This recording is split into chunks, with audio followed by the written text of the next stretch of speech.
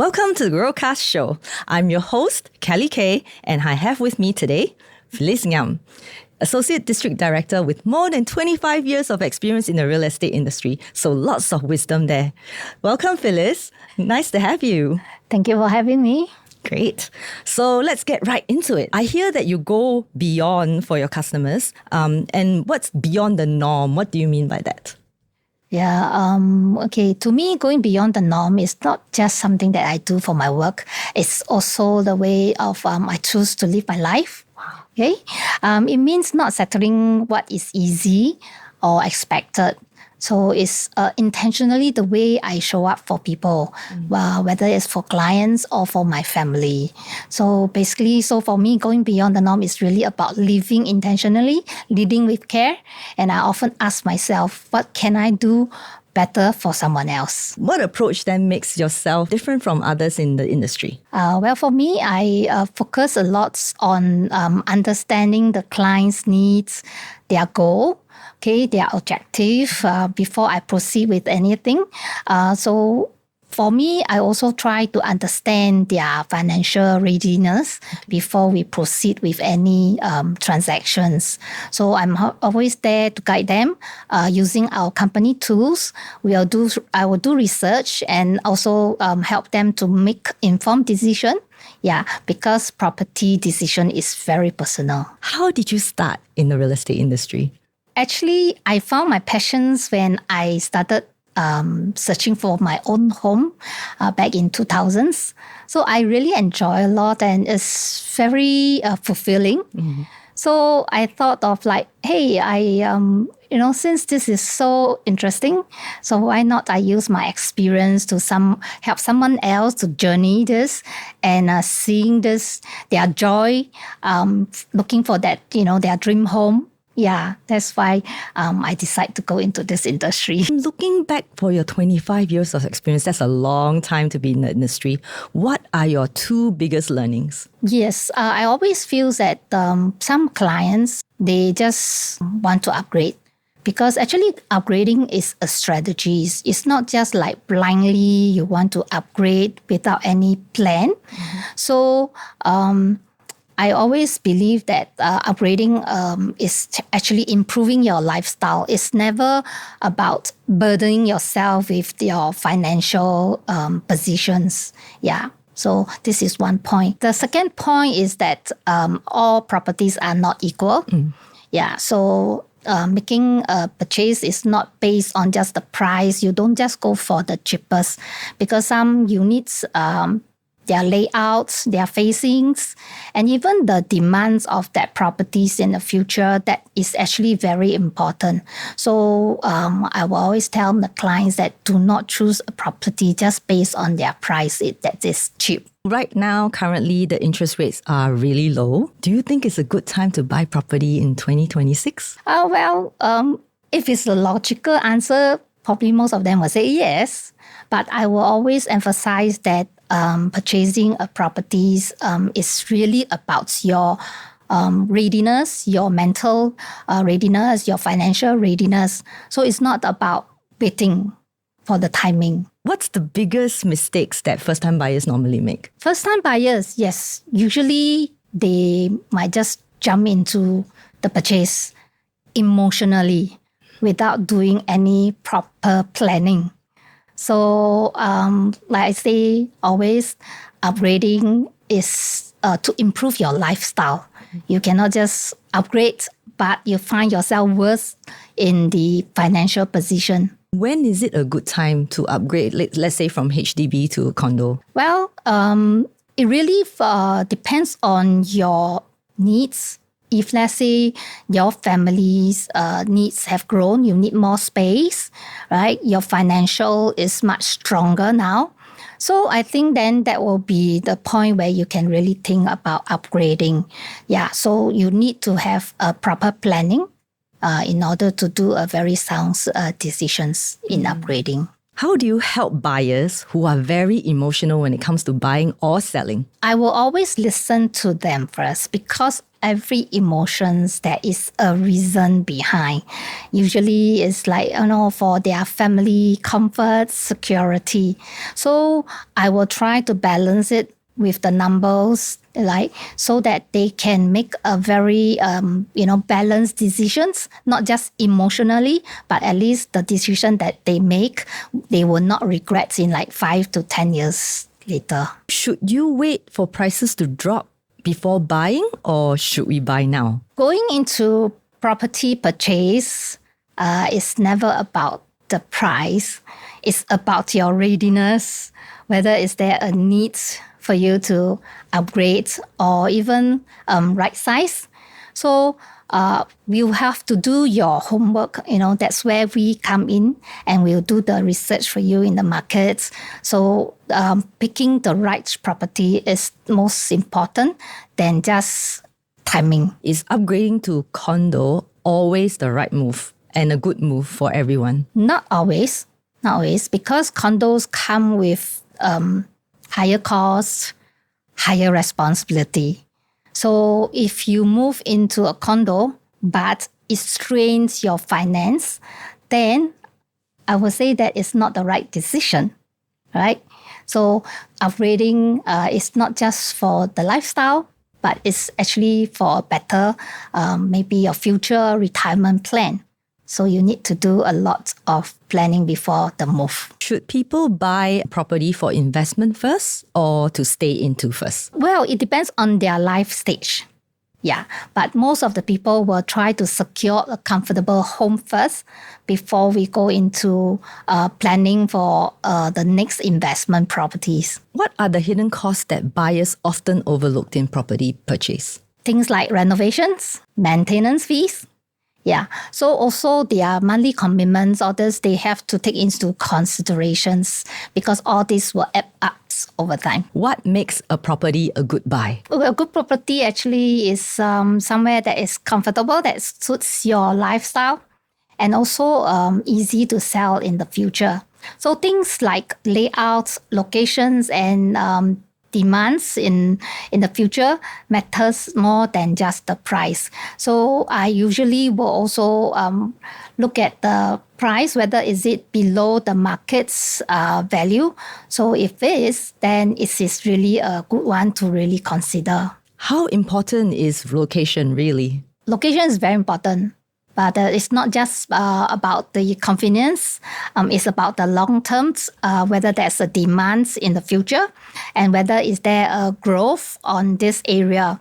So especially if there's it's a school zone and all this, this is actually a very strong point for the location decision. What is the safest way to build wealth through property investment? The safest way to build wealth through properties, I will say that look at your finance standing. Okay, start with what you are comfortable with. Okay, have a long-term strategies. Pick place there is potential growth, not just by going in blindly without any plan. So, and importantly is you must have the financial muscles to hold long and then decide when is a good time to exit. Exit with the profits. That's how you actually grow your properties portfolio. Why is choosing the right agent so important? A good agent doesn't just sell or buy a house. They have to help you to look at the markets, help you to do the plan, long-term plan, all right? And also see which properties actually suits you best and with the future exit strategies in mind.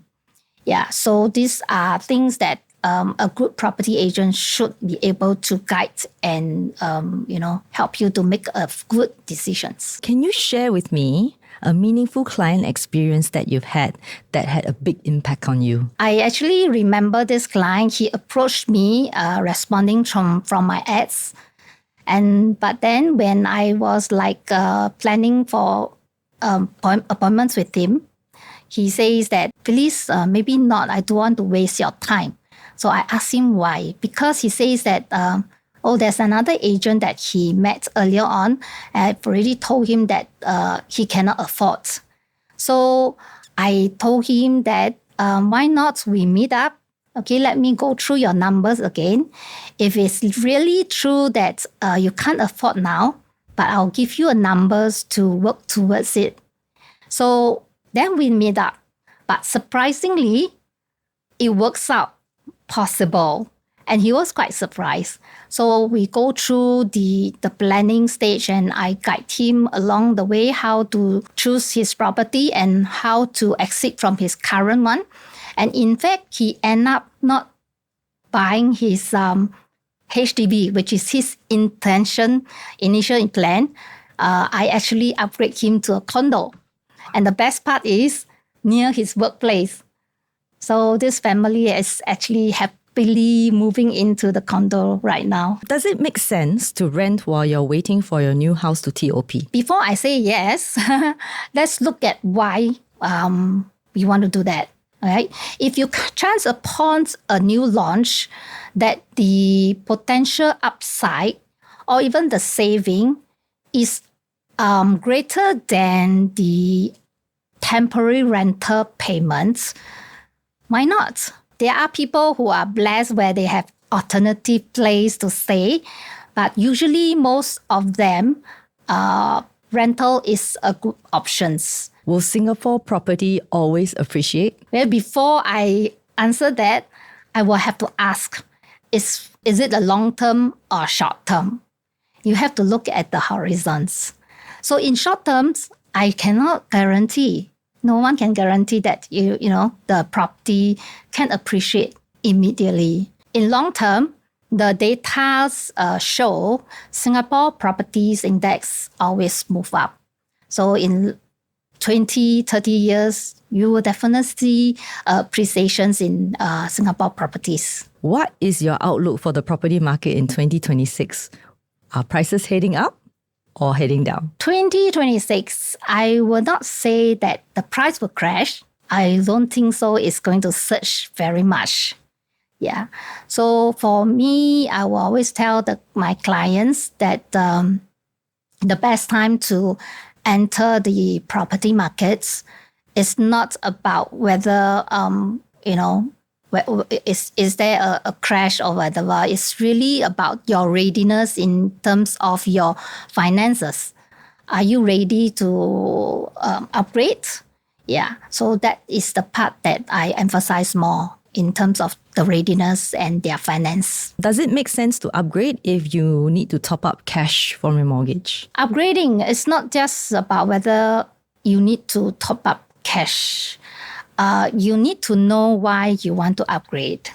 So yeah, if meeting your family needs that you need to upgrade, okay, is something that you really want to do. Well, I will say that most of the buyers do top up cash actually. So if let's say you come to a decisions where this property does requires you to top up cash above like your CPF contribution and others, well, I will always say is that look at property purchase, the top up cash is in the form of forced saving. So in the future when you sell, yeah, you will be enjoying the capital appreciations and actually you will exit with a better portfolio. What advice would you give someone fixed on a 1.5 million condo budget? I will understand from them how they derive with this number. Is it because they feel that this is what they can afford? Or it's just that they're comfortable with this number? Or they are just simply like, okay lah, I just want to buy 1.5. Yeah, so I will understand from them and then I will just work out with them with their finances, their numbers, and then I'll give them advice which what suits them best. Is buying a property with en-bloc potential a good strategy? Oh, I won't sell en-bloc dream. Yeah, most people think that they are buying an en-bloc opportunities, but in reality, they might be just buying an old property with a story. I will ask my client this question. Do you see yourself living in this place for long? And whether do you have the financial muscles to hold on if the unblocks doesn't happen? Yeah, so I will always say is that if it's unblock, it's a bonus. It must not be a reason that you pick these properties. If I sell high in today's market, am I also buying high? It's a very common concern when you sell high. Yes, you tend to buy high in terms of the numbers. But the key thing is your money is still in the market. You're just moving from one properties to another. So what we focus on is not the price, it's whether the next property is a stronger performance property than the current one that you're holding now. But if you do it right, there may be a possibility that you sell high and buy low. EC versus private condo, which is a better choice? You have to determine whether you are eligible for EC because EC is regulated by HDB. So yes, EC is often cheaper compared to private condo. They are often available more in the outskirts and in the matured estates. But it is a great stepping stones for the first-timer to build their wealth before they upgrade into the private sectors. Yeah. So for private condos, usually they are more premium in finishes and the locations are more prime. Then the choices are wider. So in fact, let's say if you are eligible for EC, yes, of course, it's a bonus. You can buy it cheaper. Yeah. But then sometime doing the financial calculation, because of the TDSRs and the MSR, there's a difference. So buying EC may not be able to loan that much compared to buying a private condo, taking the same income per se. So usually what I will do is that I will work out the numbers with my clients and then we'll decide whether which one makes better sense for them and what is the options present in the markets before they make the decision. Thank you, Phyllis. And that's it for the GrowCast show. Thanks, Phyllis, for her sharing her industry knowledge in the real estate industry. And we'll see you next time. Bye.